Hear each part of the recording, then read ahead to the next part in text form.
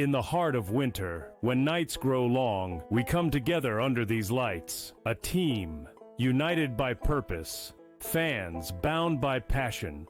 Each holding a small flicker of hope in their hands. At SportsGrid, we believe that even the darkest nights can't dim the unity we share. One team, one stadium, one shining moment. This holiday season, we shine brighter together. Happy Hanukkah from all of us at SportsGrid. The two guys that can do it all. Too much electricity this morning. This is a good time. We're having a lot of fun. I had to do a triple take. Ka-ching! Why? Because of parity. I didn't mean to offend. Yeah, it's not going to happen. Load management is a dirty word. Let him rip. You know what? Circumstances provide the results. What? How do you do this one? Oh, Donnie, you've got such a good show there. A network that is booming. The Early Line, only on SportsGrid. Your gut says Miami is going to win, and you should take the over. Your gut also said your NFT selfies would only go up in value. They didn't. But your head is on SportsGrid and knows the QB is in concussion protocol. The backup has a 45 QBR against the zone coverage. The New York D has the most sacks in the league. So yeah, trust your head. It's smarter to be on SportsGrid.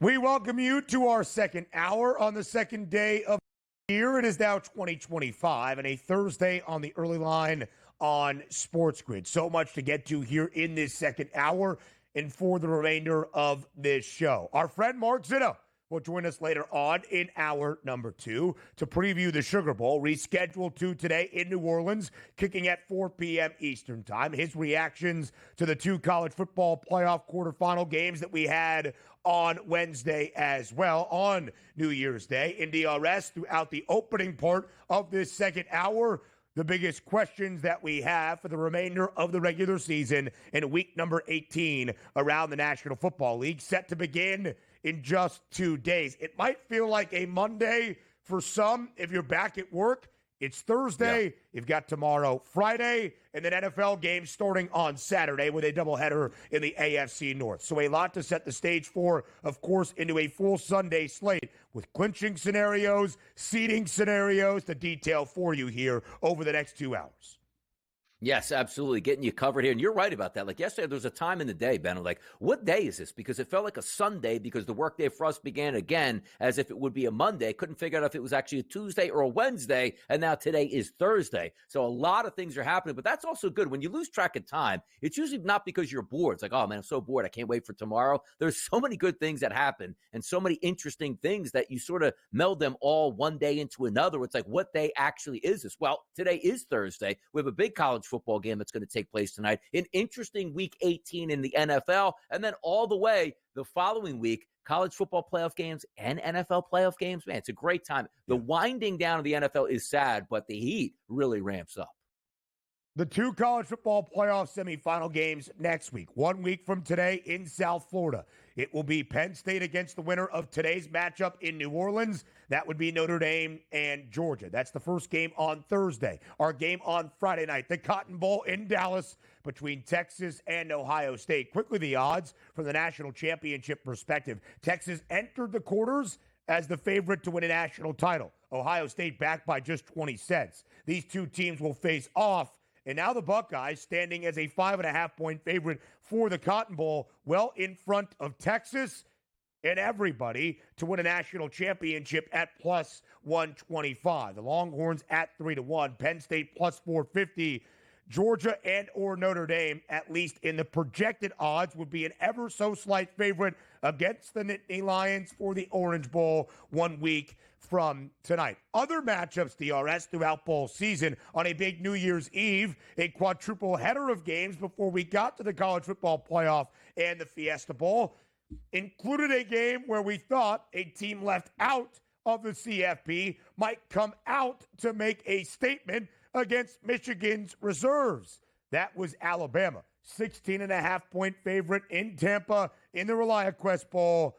Michigan had other ideas. The Wolverines win outright as a 3-score underdog, 19-13 against Alabama. The Crimson Tide turned it over on each of its first 4 offensive possessions, 2 fumbles, an interception, and a turnover on downs on its opening drive of the game led to 16 Michigan points, and the defense did enough, despite not having its key and significant players from the entirety of the year, to stifle Jalen Milroe and the Tide. Michigan's final 2 games of this season, DRS, after winning a national championship a year ago, they beat Ohio State as a 19.5-point underdog in Columbus. They beat Alabama on the final day of 2024 after beating Alabama on the first day of 2024 in the Rose Bowl as a 16.5-point underdog. What an end of the year for Michigan. They're feeling pretty good entering the offseason in 2025 in Ann Arbor. Yeah, and they got a giant at quarterback supposedly coming in as if I don't know if they were AI images created of the new quarterback coming to town for next season. Looks absolutely massive. But also, the bowl season that we have, Ben, just think if we did away with the bowls and we just had this as a playoff game. Look at Michigan's late season run right now on their way to possibly a second national championship, but the win didn't mean anything because it was in the ReliaQuest Bowl at this point. Good effort from them, a lot of money pouring in, the quarterback of the future. They already won a national championship. It's a lot to love about Michigan because also if there's one season, we're going to have a down season. After a national championship season, but you beat Ohio State, and if Ohio State goes on to win the national championship, you feel like you have equal bragging rights. Like you could put an asterisk on that national championship. Well, we beat you anyway, so what's bigger, us beating you or you getting a national championship? And also, by the way, Ohio State's going to love that, but usually we're meant to, when national championships, happen and the teams that win them, they sweep everything, Ben, right? Best team in the conference, best team in the region, best team in the country. Like when you win that championship, you're going to love that, but you didn't even win the Big Ten. It's just such an oddity as it's created at that point as you try to feel it out. The loss to Oregon in Eugene can be excused. 4 consecutive losses and not a game, but the game against that team from up north. That will never be looked over, even with a national championship trophy, if that's what is to occur. A couple of other games on New Year's Eve. Not a great bowl season for the mighty Southeastern Conference, as we have all been told. Illinois as a 9.5-point underdog beats South Carolina outright, 21-17. LSU does get a win for the SEC, beating Baylor as a 3.5-point underdog. And in a great Sun Bowl, Washington tried to tie it up at the end. Scored in the final seconds, 35-34. Jet Fish and the Huskies elect to go for 2 and the win. The Cardinals make a defensive stop. But I would just say the Big Ten versus the SEC, including Ohio State in the college football playoff against Tennessee, 4 wins in 5 games. You tell me in which conference it just means more. Yeah, just like if Detroit in week 3 of the preseason gets beat by Seattle, champion Seattle. No, the games don't mean anything. But by the way, if we are going to do this, I would love to see it because you just saw the top 20. You had 2 top 20 teams. In what sport is that not a playoff game, Ben? Like, Brett Bielema should be moving on with Illinois today in the next round of the college football playoff. Hear me out. Expansion to 12 to 14 to 16. We need more. You just need, because those games with a lot of passion, there would be no arguments, Ben. You would be owning me today left and right if those were playoff games and the Big Ten was smacking around the SEC. And, Ben, you were 100% right. Both of these teams came into this game and wanted to win, and it settled on the field. I would have to eat so much crow today. And trust me, in 4 to 5 years, we will have this happen. College football expansion should get to like Division III, Division II, and the FCS level. Give us more teams because Illinois, you should be moving on today. 2 top 20 teams not playing for anything? That's ridiculous, man. We're so close to having perfection in college football that we're only a few years away. If you make, not Nick Saban, you make Donnie Rightside commissioner, we will have it all, baby. Trust me, we will. DRS, a champion of expansion, but as we have seen throughout this bowl season, the games themselves do have some meaning and are significant. A lot of chatter about 3-loss teams that were left out of the college football playoff, but no focus on Illinois. Interesting. 10-win season in Champaign for the first time in more than 2 decades. That guy, Burt, who knows how to substitute, also knows how to win football games in the Big Ten. The only Big Ten head coach ever to have multiple 10-win seasons at 2 different schools, at Wisconsin first, and of course this year at Illinois. A lot to get you caught up on around bowl season. College football playoff preview in the Sugar Bowl later on in this second hour. Now the big questions we have entering Week 18 around the NFL. We play buy or sell up next.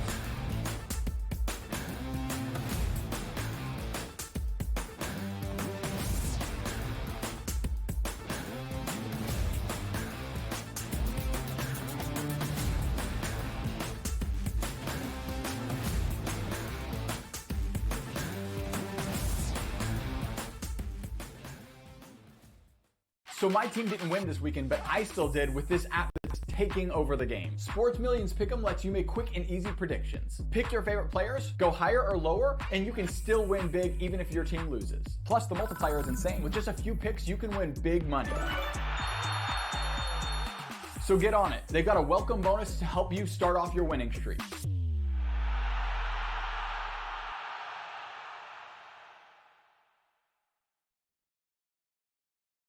Anyone that's been to a sporting event, the atmosphere before a game, I think Game Time Decisions has that same exact atmosphere. This is our arena. This is what we do. There is going to be an energy to Game Time Decisions that you will feel night in and night out. The excitement you get when you lock your bets in, when you're figuring out what you want to do, we can zone in on the biggest games each night. I want this to be the place that people come to before the games start so they feel as ready as possible to lock in their cards. We are going to hit every single one of those markets that you need to know about. We're going to go through every single thing, and I've got a great team behind me that's going to help me get the job done. There is not going to be a better place, I promise you, than Game Time Decisions to get that new information, react to it, and be able to then bet accordingly. We will have everything at our disposal, and we will use that to our advantage. I'm Kevin Walsh. Tune into Game Time Decisions from 6 to 8 p.m. Eastern on SportsGrid. Your gut says Miami is going to win, and you should take the over. Your gut also said your NFT selfies would only go up in value. They didn't. But your head is on SportsGrid and knows the QB is in concussion protocol. The backup has a 45 QBR against the zone coverage. The New York D has the most sacks in the league. So yeah, trust your head. It's smarter to be on SportsGrid.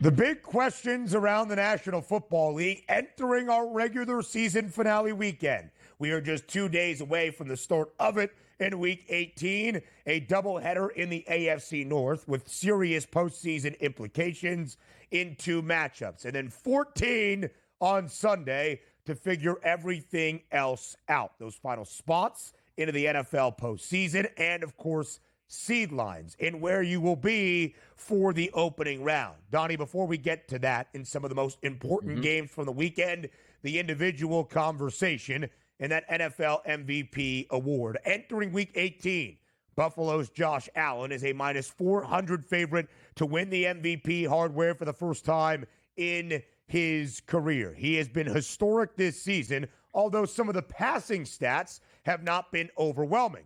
But his Buffalo team has won 13 games. They're the number 2 seed in the AFC, looking to play in a Super Bowl for the first time in Josh Allen's career, even reaching an AFC championship game for the second time in the last 5. You saw those odds right there. Again, Allen, minus 400 to win the NFL MVP award.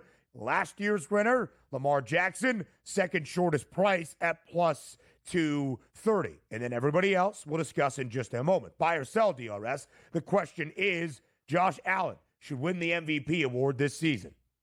I'm buying it here, but there's a big caveat, Ben, and it's coming up this weekend, which is going to cloud a lot of visions here. Because what do we understand as a society and human beings? What have you done for me lately? The best quarterback and MVP, which means to me, Ben, most valuable player. And this is just how we have to separate it here.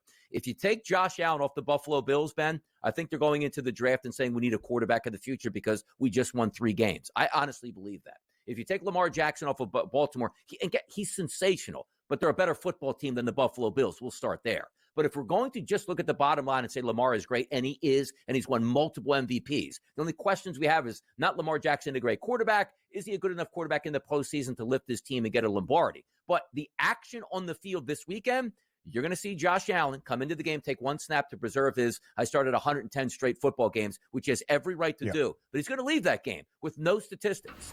You see the final game going up against Cleveland as close to 3 touchdown favorites for Baltimore. Let's just say, and this is probably going to happen, 260 yards passing, 4 or more touchdown passes, and away you go into the playoffs as your lasting mark on.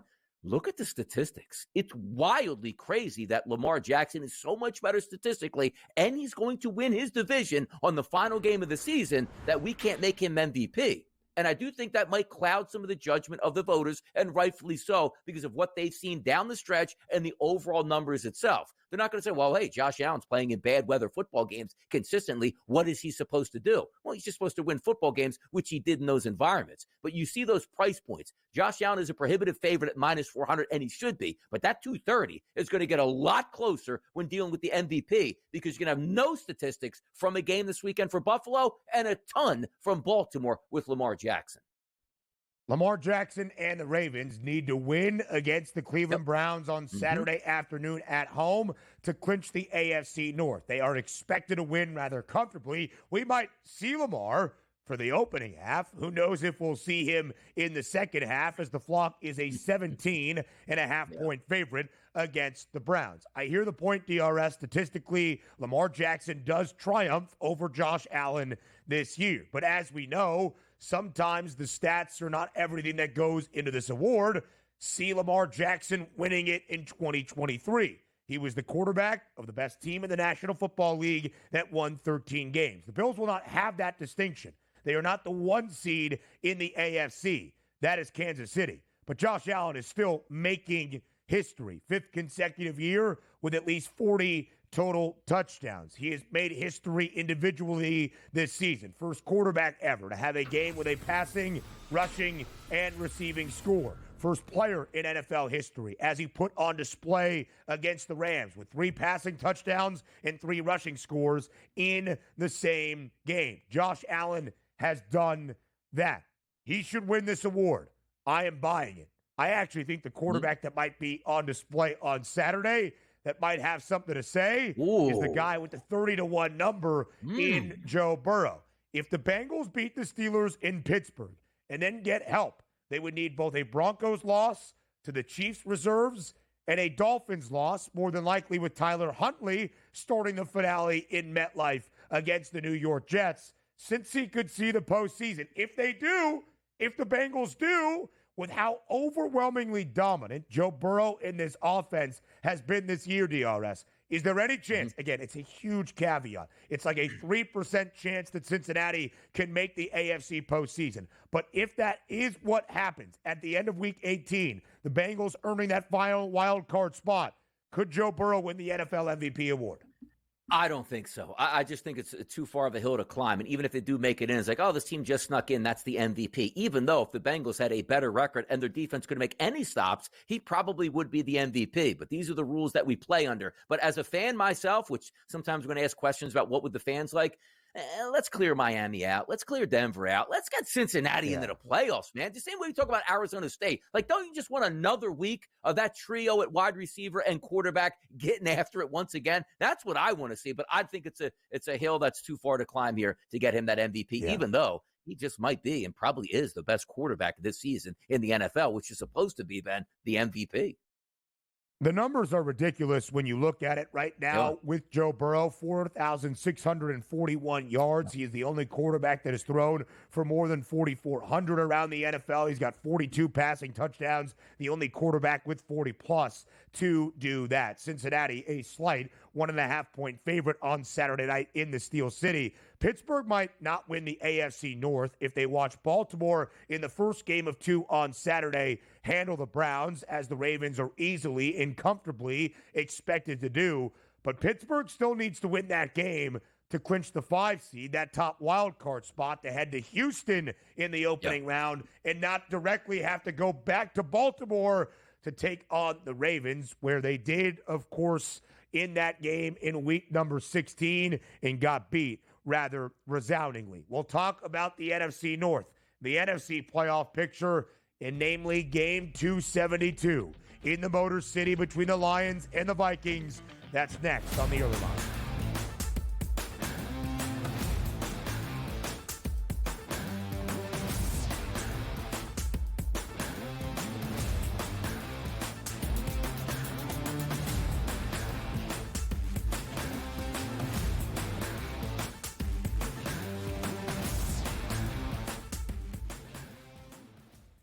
Anyone that's been to a sporting event, the atmosphere before a game, I think Game Time Decisions has that same exact atmosphere. This is our arena.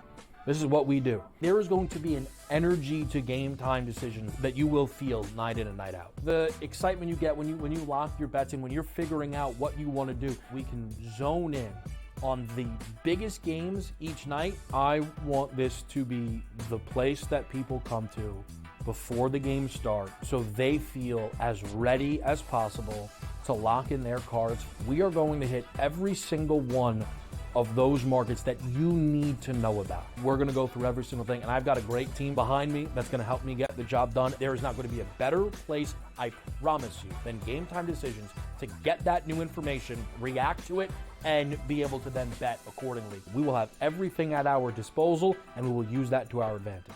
I'm Kevin Walsh. Tune into Game Time Decisions from 6 to 8 p.m. Eastern on SportsGrid. Blocked well and tries to cut through the middle.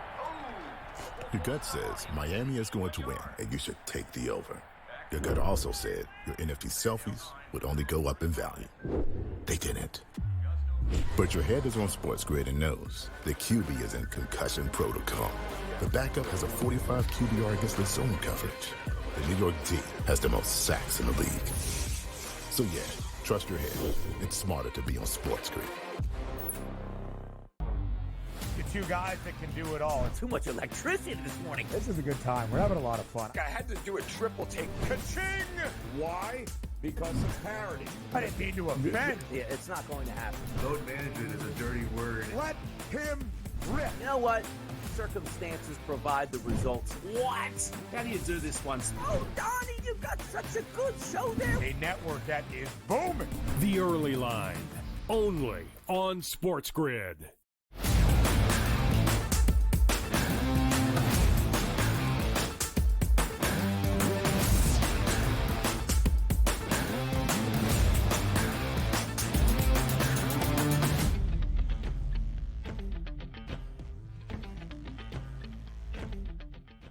Game 272, as good of a regular season finale as you will find in the history of the National Football League. The first game to decide the number 1 overall seed to end out the regular season in more than 3 decades.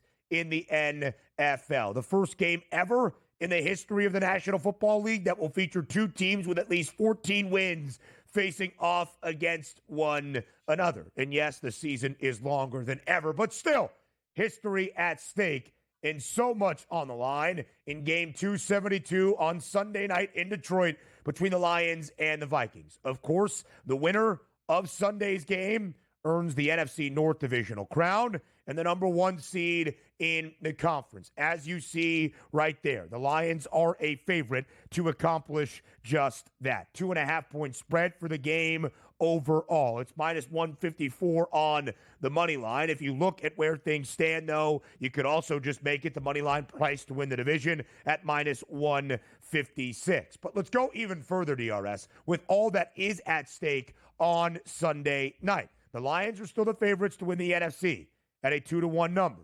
Plus 360, though, for Minnesota, third best price with the Eagles sandwiched in between. The Lions have the shortest number out of the NFC to win a Super Bowl, and there is some real thought that this Minnesota team is not just a feel-good story or over-exceeding expectations, but a legitimate contender within the NFC and maybe overall in the NFL. So the buy or sell question is not who wins on Sunday, but who needs it more. Buy or sell. The Lions need to win on Sunday night in Game 272 more than the Vikings do. This is an absolute buy, but not for the reasons that most people would actually think. Like, yes, you need to win this game because you want to be the number one overall seed. That's not where we're going here. You know why you need to win that? Because you need to back yourself up on that most horrible decision on playing your starters in a meaningless football game. We're going to have this conversation in just a moment about Saquon Barkley and the Philadelphia Eagles. So let's go back and set the table. Maybe the biggest game, as Ben points out, and rightfully so, in Week 18 that we have ever seen, because it's not just for the division, which we've seen that before. It's for the number one overall seed. And typically it's like, okay, you get the one if you win it, but if not, Ben, what do you get? The 2 seed, right? Because another team won the division, they have a better record than you. Like, no, you have home field throughout and a bye, or you have to go on the road all the way through. So if you are the Detroit Lions or the Minnesota Vikings, it's equally important to win this game. But if you are Dan Campbell, how do you justify the decision to play all of your starters in a meaningless football game when you were already working on a short week compared to the Minnesota Vikings, who had played the day before on Sunday when you played on Monday night?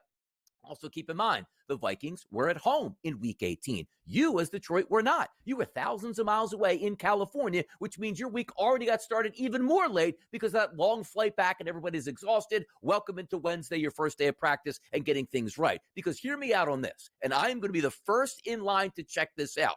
I have the only, put it this way, Ben, the only futures I have this season that were placed were on the Detroit Lions to win the Super Bowl. Not the Super Bowl, the NFC, which means they just have to get there, win it, get to the Super Bowl. They can lose and I still cash in. I want them to go far. Outside of my fandom for the Philadelphia Eagles, if they can't get it done, it's Detroit. But understand this, they lose this game in front of national television at home. You know who we blame? The coach, because he's an idiot for playing his starters all the way down. In a game that saw Sam Laporta absolutely get rocked over the middle, which looked like he could have a concussion. You also saw halfway through the game, Amon-Ra St. Brown, your best wide receiver, limping his way back to the huddle multiple times. Jahmyr Gibbs, your only solution that says, you know what? I have a dominant running game. I'm going to run him 18 times, have another 4 to 5 catches, and leave the football game with a cut on my face because I'm pass pro blocking when I shouldn't be even doing that at this point in the game.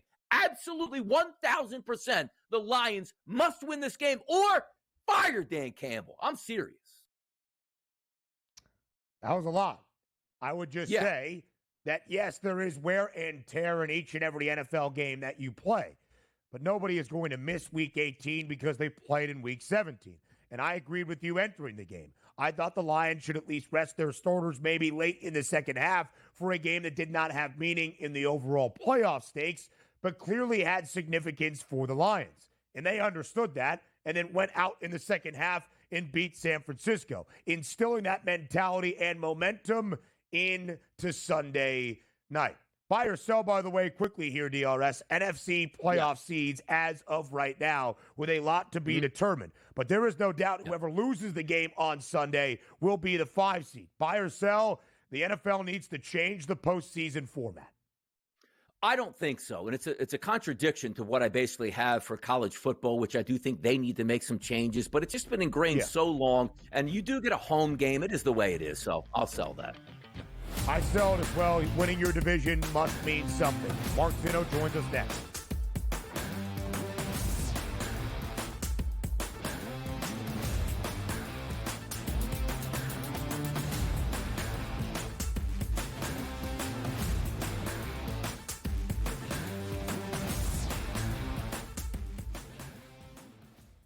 Anyone that's been to a sporting event, the atmosphere before a game, I think Game Time Decisions has that same exact atmosphere. This is our arena. This is what we do. There is going to be an energy to Game Time Decisions that you will feel night in and night out. The excitement you get when you lock your bets in, when you're figuring out what you want to do, we can zone in on the biggest games each night. I want this to be the place that people come to before the games start so they feel as ready as possible to lock in their cards. We are going to hit every single one of those markets that you need to know about. We're going to go through every single thing, and I've got a great team behind me that's going to help me get the job done. There is not going to be a better place, I promise you, than Game Time Decisions to get that new information, react to it, and be able to then bet accordingly. We will have everything at our disposal, and we will use that to our advantage. I'm Kevin Walsh. Tune into Game Time Decisions from 6 to 8 p.m. Eastern on SportsGrid. He's blocked well and tries to cut through the middle. Oh! Your gut says Miami is going to win, and you should take the over. Your gut also said your NFT selfies would only go up in value. They didn't. But your head is on SportsGrid and knows the QB is in concussion protocol. The backup has a 45 QBR against the zone coverage. The New York D has the most sacks in the league. So yeah, trust your head. It's smarter to be on SportsGrid. They let the guy run the practice and leave the building, have a press conference, and then you fire him on a cell phone call while he's in the car. Shame on you, Sacramento. You haven't been good since Chris Webber, White Chocolate, Vlade Divac, Corliss Big Nasty Williamson, and obviously Rick Alleman as a coach. No one wonder why you've been a joke for the last quarter century. Betting above the rim. Only on SportsGrid.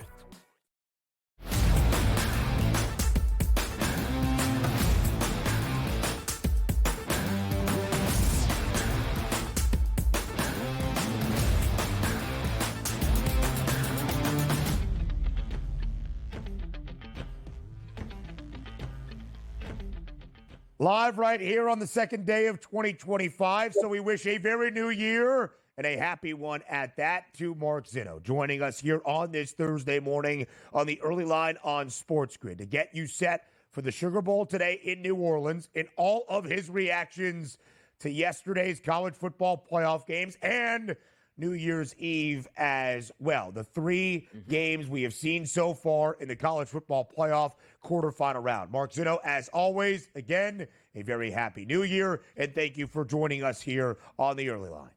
I mean, gentlemen, great to be here as always. I can't think of a better way to start my 2025 than with the early line. I mean, this is exactly what I need. Like a shot in the arm is Donnie Rightside, and a beautiful cup of coffee is Ben Steven. I can't wait to start. Thank you very much, Mark Zinno. You are flattering us always. Let's go back to yesterday in the granddaddy of them all in Pasadena, California. The Rose Bowl between Oregon and Ohio State. A game we all expected to live up to the billing in the first matchup between the Ducks and the Bucks that we saw back in early October in Eugene. Not so much yesterday. It was all Ohio State early, often, and impressively. The Buckeyes win 41-21, easily covering as a 2.5-point favorite against the Ducks. Zinno, what stood out to you most about Ohio State's dominance yesterday in the Rose Bowl? I mean, look, the fact that they were able to score so early, I had Ohio State on the money line to win. I didn't think that they were going to be up, 21-0 in the blink of an eye, and Oregon was going to look like Purdue, for crying out loud. That's what kind of Ohio State, sorry, Boilermakers, but that's what Ohio State did to the Ducks. They made them look like an inferior team, and they aren't. I think there's a delta, and the biggest reason I played Ohio State was because their defense is markedly better than Oregon's. I thought the two offenses were comparable, but what you did see is an Ohio State defense that shut down Dylan Gabriel and the Ducks for an entire, half, with the exception of that final drive where they scored a touchdown of football, and that ultimately was the difference. I mean, I knew Oregon could be scored upon, and I saw that live and in person in the Big Ten championship game when Penn State dropped 37 on them, and you knew that offense wasn't as good as Ohio State. So there was a lot of comps there that made me feel like Ohio State was the right side. I don't know that we all saw the blowout coming that we got, but tip your cap to Ohio State. And back to DRS's point about the college football playoff format, Oregon got no favors by getting the number one seed. Like it did not help them out. The path that they got was not going to be fun. So that's something that needs to be addressed. But we all knew going into this thing, Ohio State was one of the best teams in the country. And it's interesting. I looked this up last night, guys, just as a quick side note. If you go back to week 12 of the college football regular season, when we had 11 games played before Ohio State played Michigan, go look at the top 5 teams in the country and go see which top 5 teams are still left. Yeah, the committee, like if they would have just done rankings as opposed to seedings, we would have probably had a better tournament than what we got now. Yeah, it's still enjoyable to watch, but there are tweaks that need to happen, and they should happen over the next few years, absolutely. One game that we didn't need tweaking yesterday, that was Texas and Arizona State. Fantastic, which also looked like it might be taking the same path with what we saw in the Rose Bowl. Blowout early, can't keep up, one team's much better. And Arizona State, you want to talk about playing with heart, that's exactly what they did. What did you get out of that game, Mark? Because for me, for half of that game, I was like, boy, and we were communicating on Twitter/X yesterday, boy, Quinn Ewers looks like he's either shaky, not all there, they don't trust him at this point. He really stepped up late in that football game, but I had questions like, is Arch coming in at this point right now? I mean, I tweeted it and you saw it. That Quinn Ewers throws some questionable footballs. He really, really does.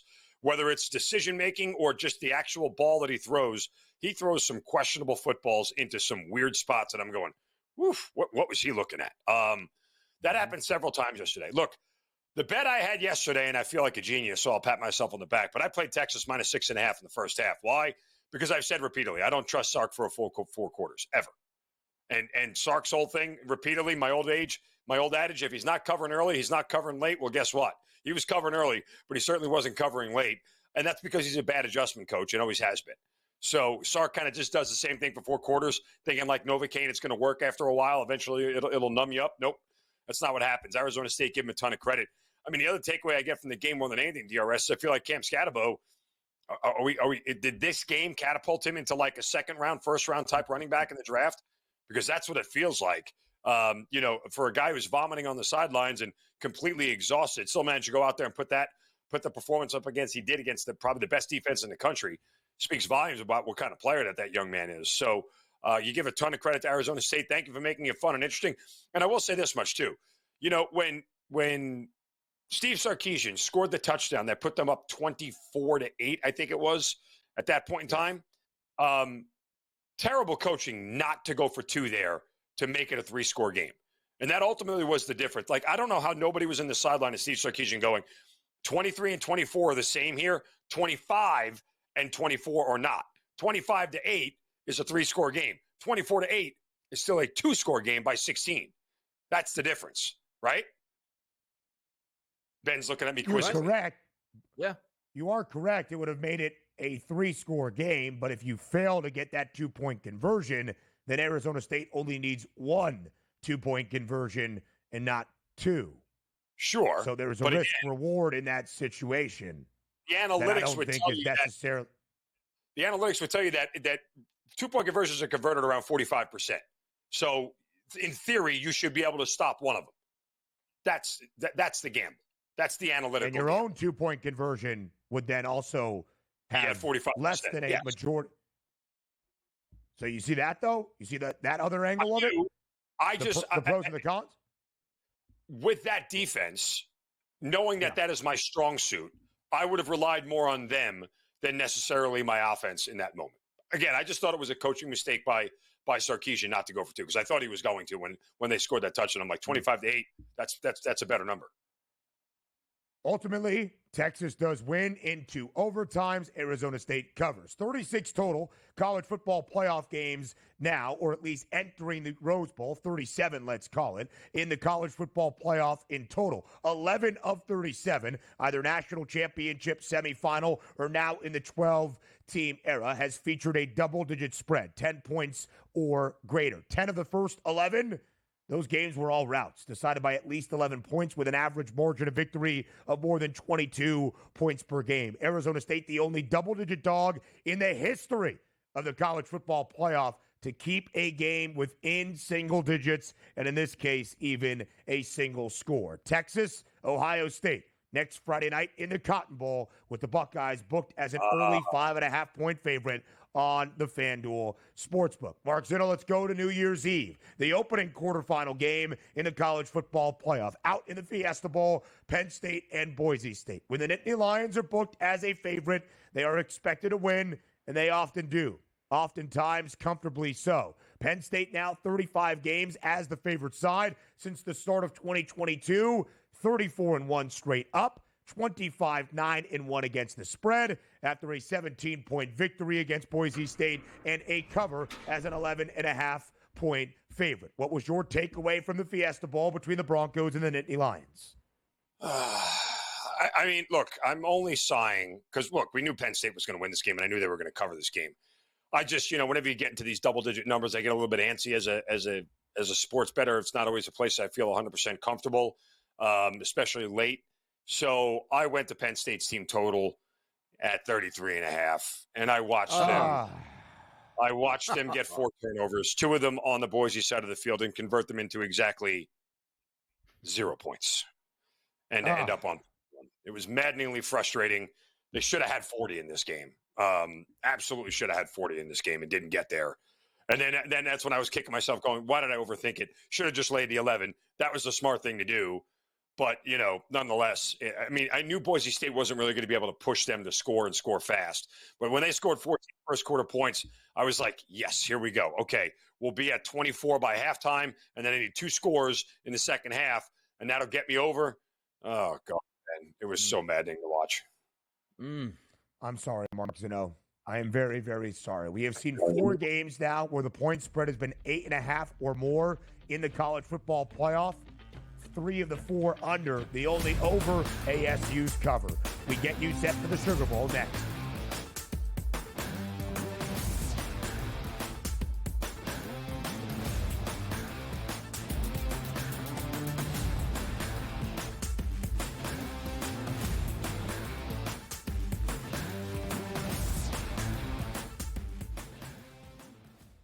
In the heart of winter, when nights grow long, we come together under these lights. A team, united by purpose. Fans bound by passion. Each holding a small flicker of hope in their hands. At SportsGrid, we believe that even the darkest nights can't dim the unity we share. One team, one stadium, one shining moment. This holiday season, we shine brighter together. Happy Hanukkah from all of us at SportsGrid. The 2 guys that can do it all. Too much electricity this morning. This is a good time. We're having a lot of fun. I had to do a triple take. Ka-ching! Why? Because of parity. I didn't mean to offend. Yeah, it's not going to happen. Load management is a dirty word. Let him rip. You know what? Circumstances provide the results. What? How do you do this one? Oh, Donnie, you got such a good show there. A network that is booming. The Early Line, only on SportsGrid. Blocked well and tries to cut through the middle. Oh! Your gut says Miami is going to win, and you should take the over. Your gut also said your NFT selfies would only go up in value. They didn't. But your head is on SportsGrid and knows the QB is in concussion protocol. The backup has a 45 QBR against the zone coverage. The New York D has the most sacks in the league. So yeah, trust your head. It's smarter to be on SportsGrid.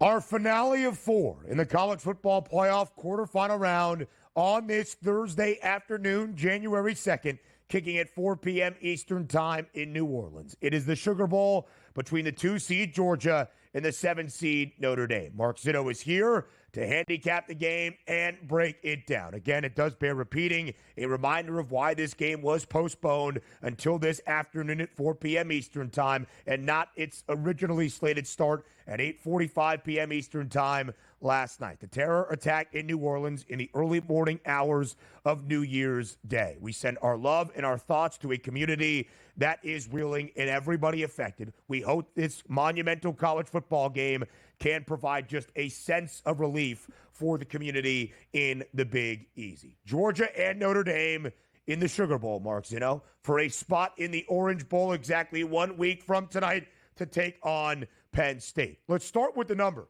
because it has been changing throughout the week. Even yesterday, it was a pick'em for most of New Year's Day, with Notre Dame starting to flirt with being booked as the favored side. And that's what we see here, even if as slight as just 3 cents on the money line and 1.5 points in the spread. Zinno, where do you start your breakdown for the Sugar Bowl between the Dogs and the Fighting Irish? Well, let's start from the postponement angle, and if there is any edge to either team when it comes to the game being delayed because of what happened down in New Orleans. My first reaction is to go, well, the edge goes to the team with the better coach. You give the better coach more time to prepare, more time to go over film, more time to look at things. They're going to figure out a way to take advantage of it. The better coach in this game, by a wide margin, is Kirby Smart. Give the edge to the Dogs here, and that's where I go with the Dogs on the money line in this one. Look, a lot of people want to sit here and try to create this narrative that Notre Dame dominated Indiana in their game. No, they really didn't. I know it felt that way, and I know the scoreboard looked that way, but when you start to part and parcel the box score and start to look at it a little bit deeper, outside of a 98-yard touchdown run by Love in that game, the Irish averaged 2.8 yards per carry. They averaged 5.6 yards per play in the game overall, just 4.3 without that one run from Love. So Georgia's defense is still very good. If you look at Georgia and what that defense did to Texas, okay, in the SEC championship game, I know this is not the Georgia defense that we're used to seeing from the national championship teams, but it's still very good. It's still an SEC caliber defense, which is better than anything that Notre Dame is putting out there. And so I look at this and I go, their defense is good enough to contain Texas in that offense. They should have no problem with Riley Leonard at all. I don't think Riley Leonard is good enough to throw them to a win here. These are the spots where Kirby Smart and Georgia, when they're undervalued, when they're treated like an underdog, in a spot where they're not as good as their opponent, this is where he comes up big. And this is where he dominates and reminds everybody that, hey, that G on the side of the helmet means something. I'm not a Georgia fan by any stretch, even though I live in Atlanta. You guys know that. But Georgia's the better team here. And I don't know that Notre Dame has done anything to show me, given what their regular season has been and their win over Indiana, that they are even on the same plane as a Georgia team that's much better. Yeah, we'll see how Gunnar Stockton comes out, too, getting his first career start there. Something a little bit different than not getting a lot of practice reps, being thrown into a big environment here. Now he's got a couple weeks to prepare. We'll see if that helps him out. But we do have another bowl game tonight between Duke and Ole Miss, who's now reset to 8 o'clock. 17.5-point favorite here for the SEC Ole Miss versus the ACC Duke, a 51.5 total. Any looks on this game for your end, Mark? Well, I mean, again, one of these where you're going to get the worst of the number at 17. Guess what? Still think Ole Miss is going to cover this thing. Look, for Lane Kiffin and company here, like, this is a game that you don't want to punctuate missing the college football playoff by laying an egg in this game. You know, it kind of just validates the fact that the loss here at the end of the season, at least in people's minds, will go, well, see, you didn't belong in. You weren't good enough to even beat Duke, for crying out loud. So I think Ole Miss gets out to an early, fast start here. I would also look to an Ole Miss team total against a Duke defense that probably isn't as good as last year's squad. This is a Duke team that gave up 53 to Miami. So Ole Miss has every bit of potency as the Canes do, and I think they could easily put up that kind of number. Lane's been doing a lot of talking all throughout the college football playoff and the leadoff 2 selection Sunday. Lane, you better not just win this game against Duke. You better cover. as a 17.5-point favorite against a depleted Blue Devils team that won 9 games this year, but quarterback Malik Murphy is headed to Oregon State, and Darian Mensah is on his way to Durham. I do want to go back to the biggest game of the day, and again, that is still the Sugar Bowl in New Orleans. Zinno, you believe Georgia is the better side, which I can understand. How can you fault it? Georgia has been an underdog, by the way, 3 times since the start of 2021, a span in which they have won 2 national championships and now in the hunt for a 3rd in the last 4 years, and they have won outright in all 3 games as a dog, including twice this year against Texas. But they are not at full strength. Gunnar Stockton is making his first career start in the biggest stage of his career in the Sugar Bowl against Notre Dame. What does Georgia need out of Gunnar Stockton to win outright today against the Irish? I mean, look, I should have addressed this before, but to your point, Ben, the reason this line is where it is because they're starting a backup quarterback, right? A guy who's got very limited action and very limited time to play. But if we look at Georgia at a macro level, do we really believe, okay, and I know how they played in college, but let's just take them in a vacuum as individuals. Did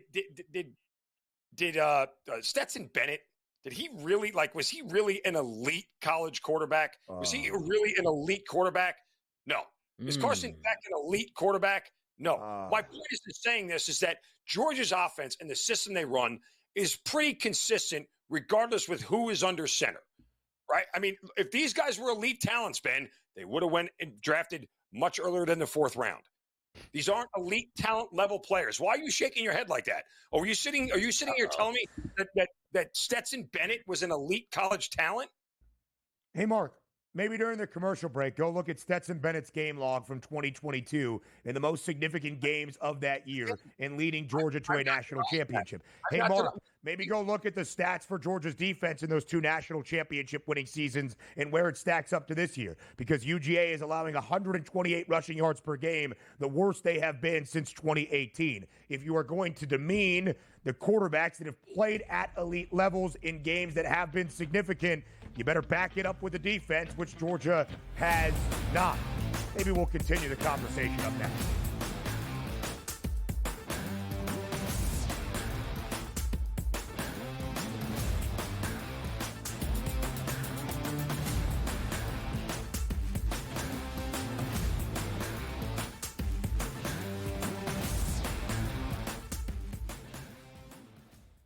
As the candles flicker, a new tradition shines. 8 nights of Hanukkah, 8 nights of winning insights.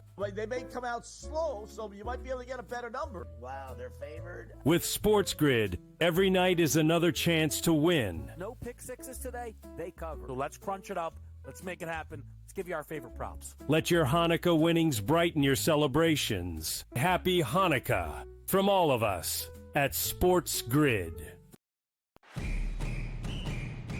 You basically predicted this, saying that if Texas, as expected, as nearly a 2-touchdown favorite, did beat Clemson, the odds were telling you they were only 10 cents behind Oregon entering the opening round. I still feel that Oregon's one of the best teams in the country. You want to give me now from plus 350 to plus 480? I think it's great value. I think they match up very well against Ohio State. College football today, only on SportsGrid.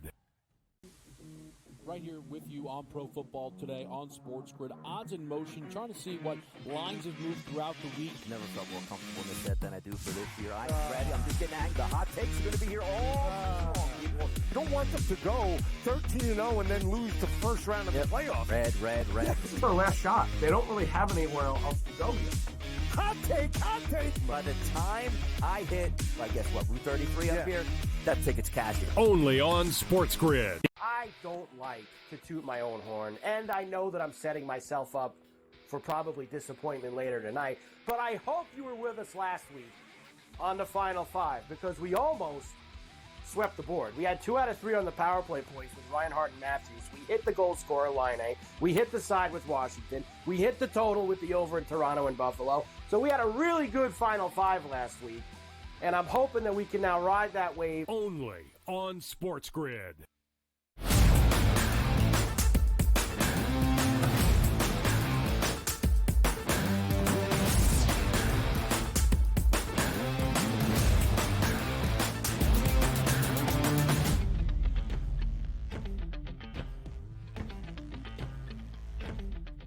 Live right here on the early line on SportsGrid, getting you set for a Sugar Bowl on this Thursday at 4 p.m. Eastern Time in the Big Easy. It's the 2-seed Georgia. It's the 7-seed Notre Dame. You know, we can disagree about Gunnar Stockton and the talent level of the quarterback position the last half decade in Athens. That is fine. I do believe it's an important conversation, though. What Georgia needs offensively against a Notre Dame defense that is the third best scoring and passing unit in all of college football, especially as it pertains to that total of 45 and a hook. It is the lowest over-under we have now seen in any of the 8 games in the college football playoff in its first 2 rounds in the 12-team era. Zinno, you believe Georgia is going to win this game outright. It is basically a pick'em. If that is the case, what does it mean for the scoring production and thus the total?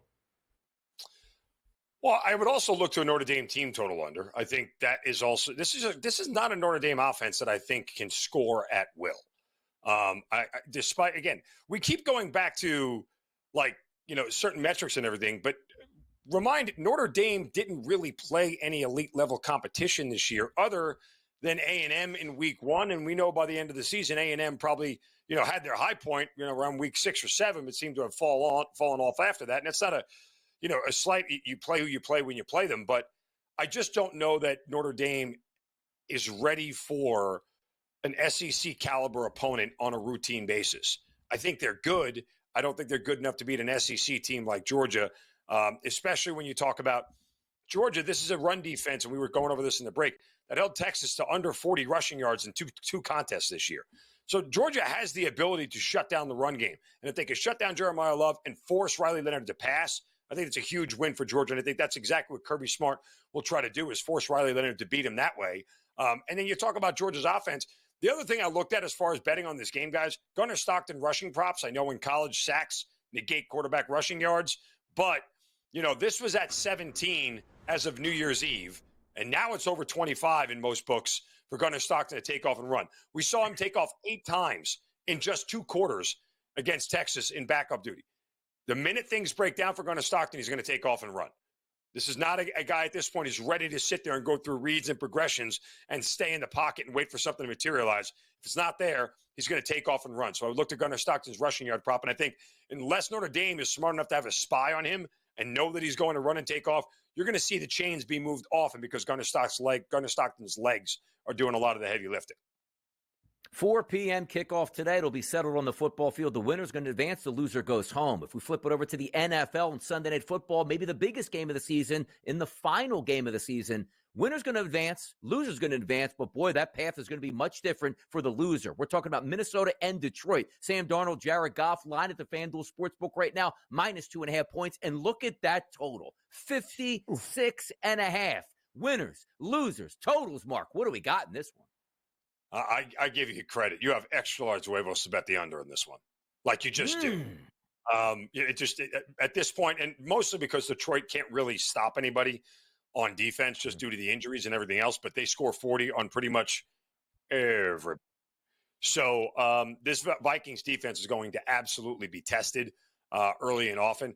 But if you're giving me Detroit at home under a field goal, like doesn't this feel like, if you got the Chiefs at home under a field goal, how do you bet the other side, right? Yeah. I have the Lions at home under a field goal.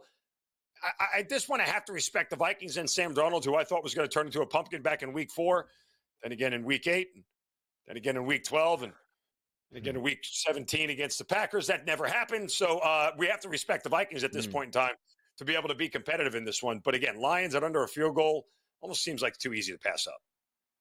Detroit's still the best cover team in the National Football League in the last 4 years, and 10-5 against the spread as a favorite this season as well. Minnesota has only played 7 games to the over this year, including 3 of their last 4. But all 3 games the Vikings have played against the double-digit win teams from the NFC North have all gone over. Both games against the Packers, the opening game against Detroit in Minneapolis. In fact, every game has featured at least 52 points. The Vikings are a stout defense under Brian Flores.